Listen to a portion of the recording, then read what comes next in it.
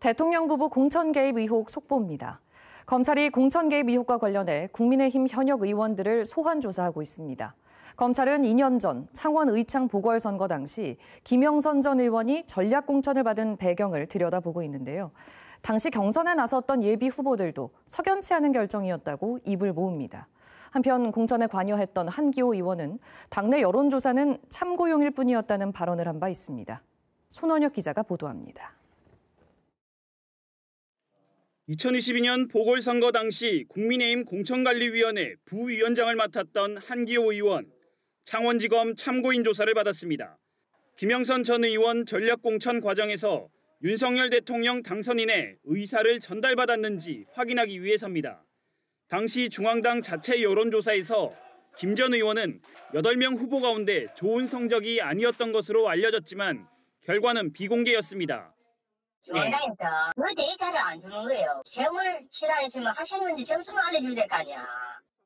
예비 후보였던 장동화 전 창원산업진흥원장도 결과를 납득하기 어려웠다고 말했습니다. 김영선 의원도 3등인데도 10%가 안 나왔으면 그러니까 나머지 다 못해도 저한테 안 된다고 했으니까 김영선 의원은 자기가 이야기하더라고. 장 전 원장은 공천 면접에서 한기호 부위원장으로부터 비슷한 질문을 받았다고 밝혔습니다.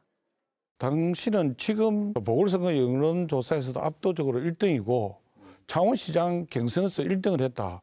그런데 공천을 왜 못 받았어요? 하더라고. 한 부위원장은 당시 국민의힘 사무총장으로 당내 여론조사를 볼 수 있는 극소수 인사 가운데 한 명이었습니다. 검찰은 지난달 국민의힘 압수수색을 통해 여론조사 결과를 확보한 것으로 전해집니다. 한기호 의원은 KBS와 통화에서 창원 의창 공천과 관련해 특별히 기억나는 것은 없다면서 여론조사는 당원을 상대로 한 참고자료일 뿐이라고 밝혔습니다.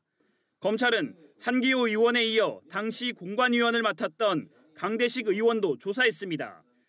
명태균 씨가 사용한 휴대전화 복구를 마친 검찰이 윤상현 당시 공관위원장과 이준석 당시 당대표 등에 대한 조사가 임박했다는 분석입니다. KBS 뉴스 손원혁입니다.